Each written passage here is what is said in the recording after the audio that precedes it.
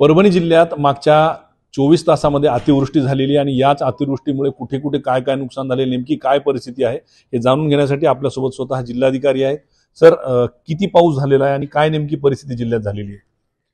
परभणी जिल्ह्यातल्या 52 मंडळ आहेत, त्यापैकी 50 मंडळामध्ये 65 mm पेक्षा जास्त पाऊस झाला आहे, म्हणजे अतिवृष्टी आहे। त्यामध्ये काही मंडळात 150 mm, 200 mm, 250 mm, 170 mm इतका प्रचंड पाऊस झालेला आहे। सर्व नदी नाले दुथडी भरून वाहत आहेत।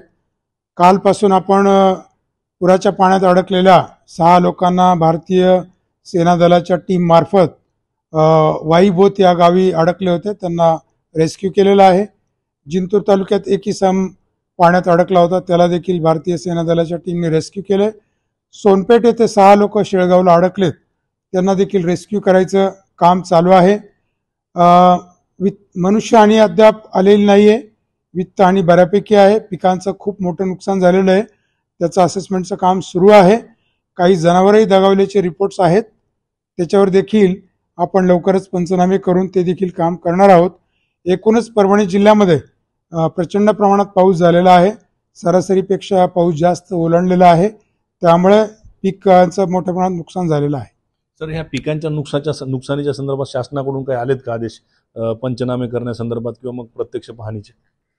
65 mm पुढे एकदा पाऊस झाल्यानंतर शासनाच्या वेगळ्या आदेशाची आवश्यकता नसते। जिल्हाधिकारी हे पंचनामे करण्यास सक्षम असतात आणि तशा सूचना आपण आपल्या संपूर्ण टीमला दिलेल्या आहेत। मात्र प्राधान्य सध्या जे काही पुरात अडकले लोक आहेत किंवा ज्यांच्या घरामध्ये पाणी घुसणार आहे अशा लोकांना रेस्क्यू करणं, सुरक्षित स्थळी हलवणं हे आपलं प्राधान्य आहे। ते काम सुरू आहे आणि पॅरलली आम्ही पंचनाम्याचं देखील काम सुरू केलेलं आहे। असा इशारा देण्यात आलेला आहे की पुढे सुद्धा 2-3 दिवस पाऊस असणार आहे, मग त्या दृष्टीनं प्रशासनानं काय पावलं उचललीत, काय आपण पुढे लक्ष ठेवून असणार? आपली सर्व महसूल यंत्रणा, सर्वच विभागाची यंत्रणा, पोलीस यंत्रणा, पाटबंधारे विभागाची यंत्रणा, महापालिका सर्व ॲक्शन मोडवरती आहोत। 2, 3, 4 हा अतिवृष्टीचा इशारा आहे।